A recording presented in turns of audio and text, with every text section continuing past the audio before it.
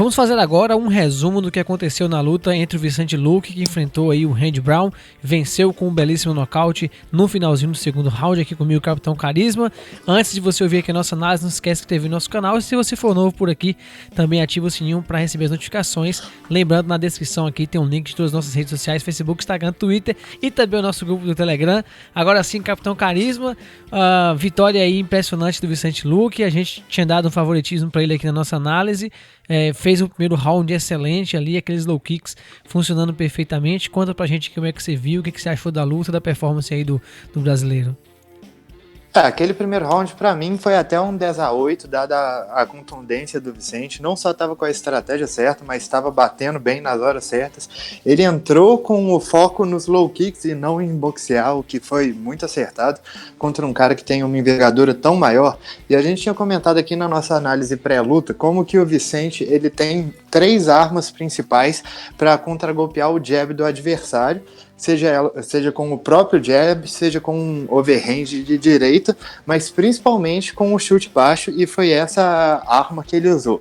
Você não viu muitos overhands dele, você não viu muitos jabs dele, o que eu achei correto contra um cara de envergadura tão maior, mas só que o chute baixo estava cantando o tempo todo. E quando ele finalmente sentia que a distância era boa, ele estava entrando com socos e estava causando muito estrago.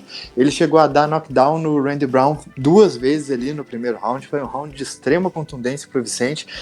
Chegou no segundo, ele deu uma cansada, ele já estava com um corte, porque toda luta do Vicente Luque tem que ter um pouco de emoção.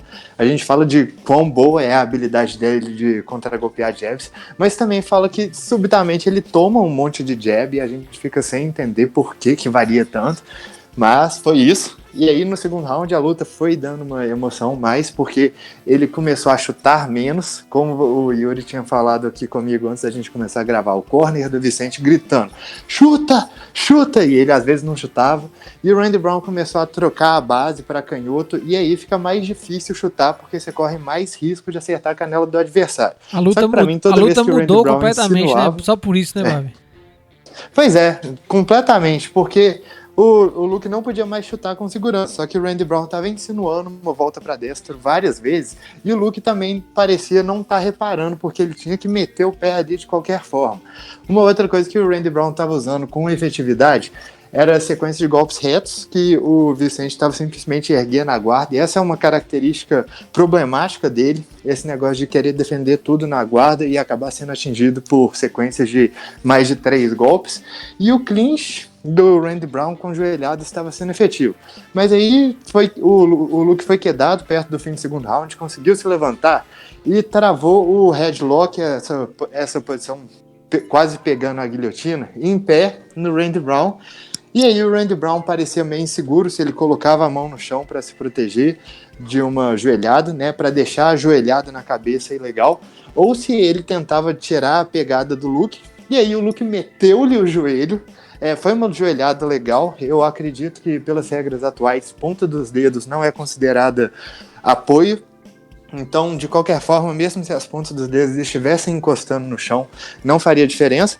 O Randy Brown sentiu muito, e aí veio um ground and pound avassalador do Vicente, que causou a interrupção aí no final do segundo round.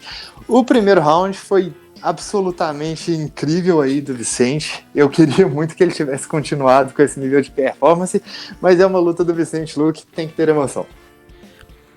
A joelhada foi quase simultânea a ele tentar colocar a mão no chão, né? Ficava bem complicado ali pra saber se tava em 3 apoios ou não. Mas ainda assim, vitória aí do Vicente Luque. Emplacou aí a 8ª vitória em 9 lutas. Você espera o que, Barba, do Vicente pra frente? Cara, o Vicente é um cara que a gente sempre avaliou que ele tem dificuldade em evoluir.